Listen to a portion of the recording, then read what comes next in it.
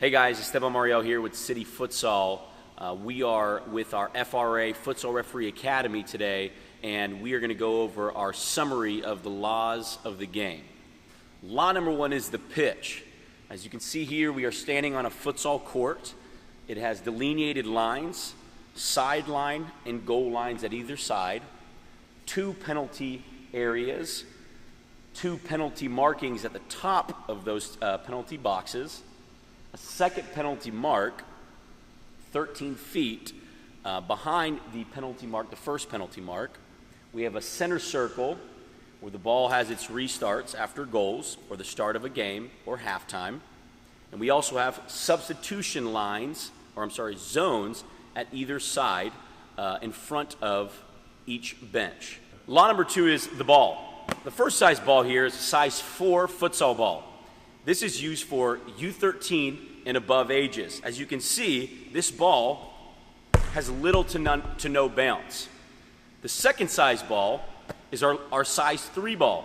This is for our 12 and under ages. Again, no bounce to the ball. Law number 3 is number of players. Futsal is played 5 versus 5, 1 goalkeeper, 4 court players. Max roster size is 12 players. Law number 4 is players' equipment. In futsal, players' equipment consists of futsal flats, so no indoor turf shoes or cleats, shin guards per player, goalkeepers with elbow and knee pads is optional. Teams must have the same jerseys and color jerseys as their teammates with numbers on the back. Goalkeepers also must have a different color jersey than the players and the teams that they're playing with. Law number 5 is referees.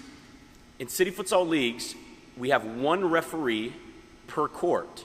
Referees must have official U.S. soccer uniforms, along with a watch, a whistle, and your yellow and red cards at every game. Law number 6 is duration of match. At city futsal leagues, the duration of matches are 46-minute long games, 23-minute halves. Each half has a timeout per team. Timeouts are 1 minute long that the referee keeps on their own watch.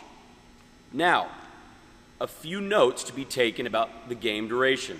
A, time is extended if a penalty kick or direct free kick must be taken or retaken. The period in question is extended until the kick has been taken.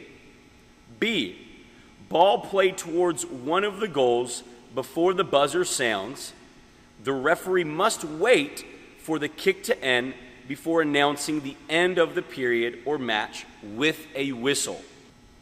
In both cases, the period of match ends when 1, the ball goes directly into goal and a goal is scored.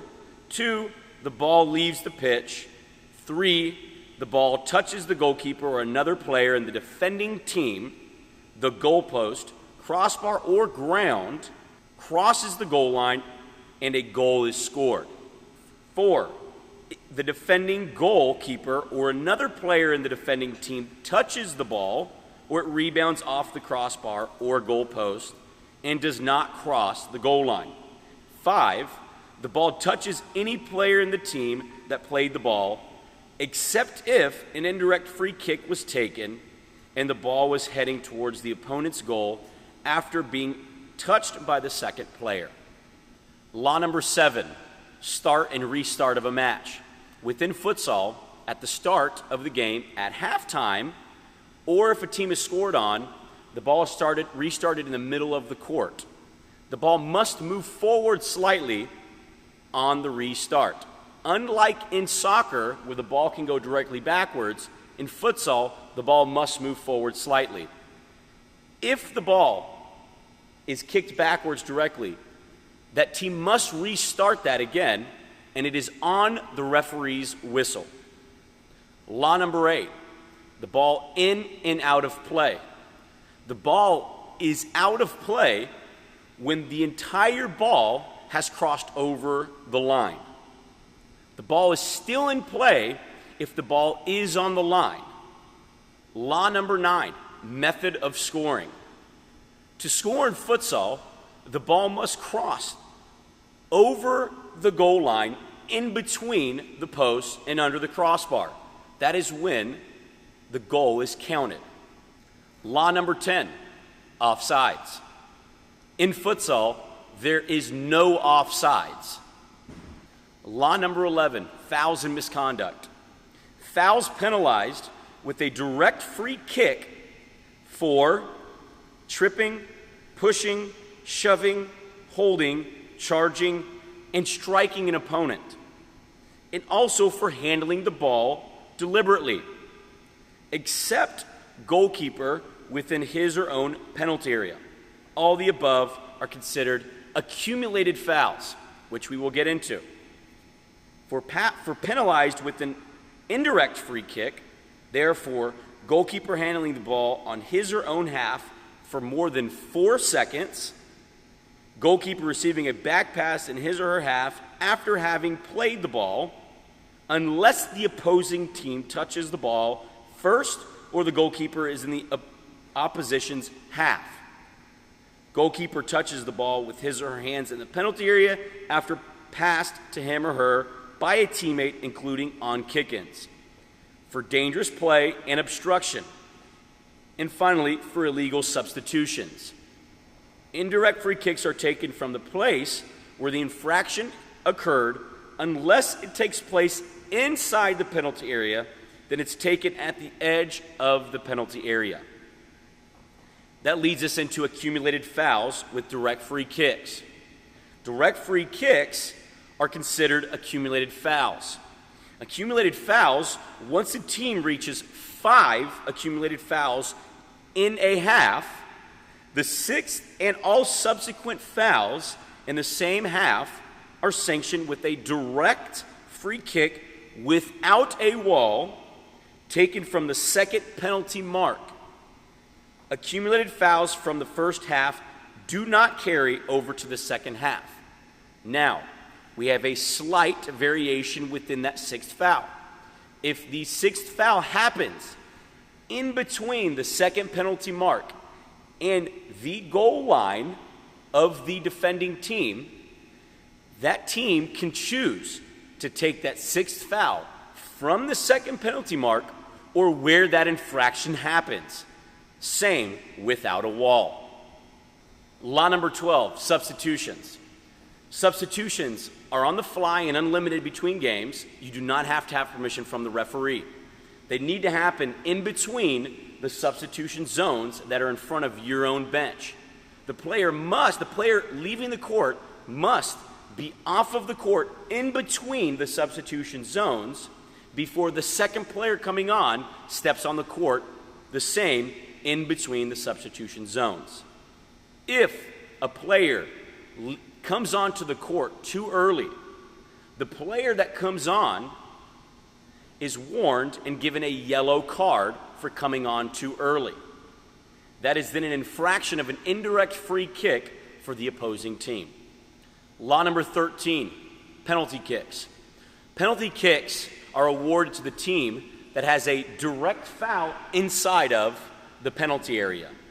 That ball is put at the top where the penalty mark is. The goalie must stand and stay on their goal line the entire time when the kick is being taken. The player kicking the ball, if it deflects and is saved from the keeper, they cannot take a touch and score with the second opportunity. However, if the ball hits the crossbar or the post, that same player can follow up their shot. Law number 14, kick-ins. Kick-ins are taken in place of a throw-in like in outdoor soccer. The ball must be still on the line or behind it, and the foot of the player cannot be on the court. You cannot score directly from a kick-in. Law number 15, goal clearance. The ball is thrown directly out of the penalty area by the goalkeeper. Goalkeeper cannot throw ball anywhere on the court. However, a goal may not be scored directly from a goal clearance with a throw. However, we have a couple nuances within the league. If a keeper makes a save, they can throw it directly over half. If it goes for a goal throw, it has to hit their side before it goes over half. Law number 16, corner kick. Play just like a kick-in. However, you can score directly from a corner kick. Law number 17, 4 seconds on all restarts. Restarts are kick-ins, kickoffs, corner kicks, goal clearance, free kicks. Referee must visibly perform the count, except on indirect free kicks where count isn't visible. It is a 4-second restart on all of these. Signals. The referee must give the signals listed below. Kickoff, restart of play. Direct free kick, penalty kick. Kick-in, usually used without a whistle. Corner kick. Goal clearance. Timeout. 4-second count.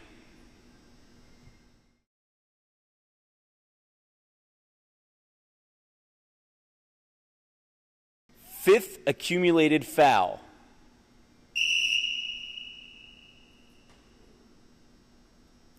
Advantage after accumulated foul. Advantage after non-accumulated foul. Accumulated foul after the advantage has been applied.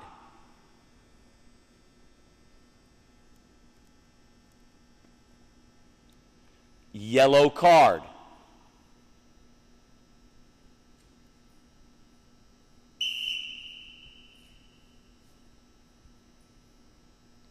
Red card.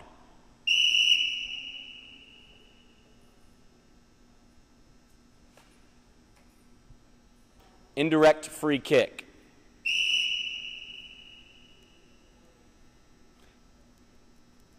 Hey guys, right now we're going to talk about pregame, halftime, and postgame on what you're supposed to be doing. So we're going to follow Manuel now, and he's going to show us pregame first. So first you must have a bin that has your court on it. Inside of that bin, we are going to have the following items. So make sure we have the following items. 2 balls, 1 size 4, 1 size 3, a penny in case a goalkeeper needs a different color, all of your game sheets, which is a folder that has your court number, and if you open it, you have blank game sheets that you will have to fill out before each game. You also have a first aid kit within each one in case of emergency.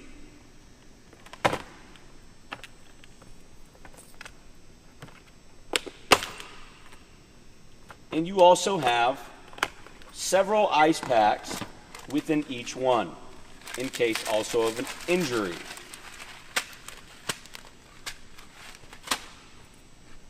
Once you have all items inside of your bin, the referee will put the bin underneath his clock and the table. He will then fill out on his game sheet the game date, game time. He'll write the home team name and away team name.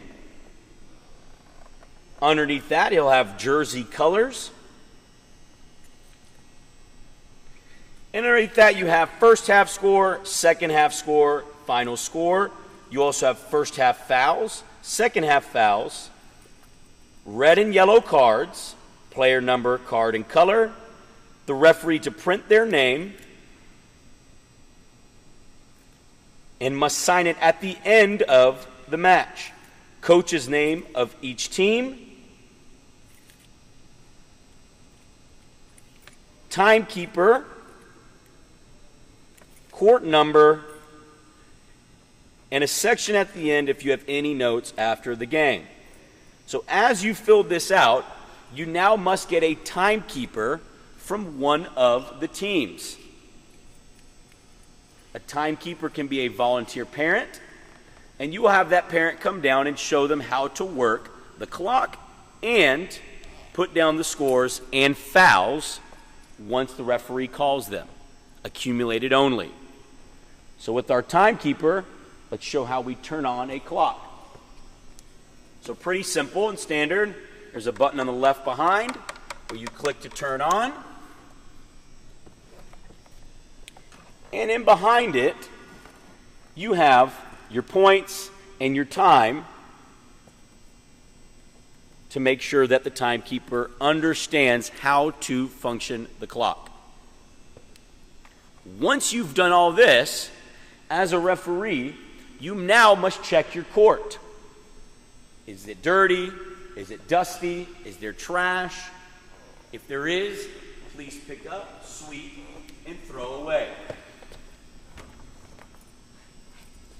Once you have thrown your trash away, referees will check the nets.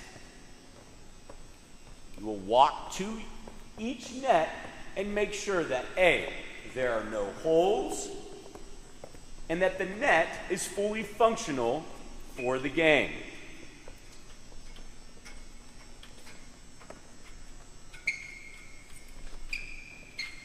Once the net is checked, the referee must make sure that the goal is on the line and there is a sandbag at the back of each goal to anchor the goals down. If you do not have an anchor, there should be one on the court, and if there is not, please find someone at the front desk to assist you. This is for safety measures.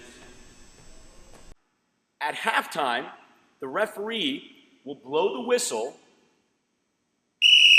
and that is after the buzzer has gone off, to let the teams know that halftime has started. The referee will then let both teams know that they must switch benches at halftime.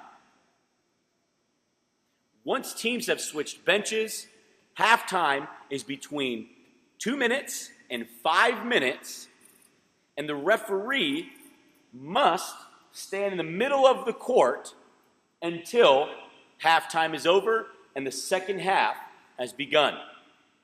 Postgame. After the game is done, the referee blows the whistle. That sounds the end of the match. Once the whistle is blown, the referee will come over, make sure that the score is inputted correctly from the timekeeper and the clock to the game, circle the final scores, and that he will sign his name to know that he has completed this game. He will also have the coaches from each team sign it to make sure that the scores are correct. After that, the match is done, and the referee will go through his pre-game for the next game going on.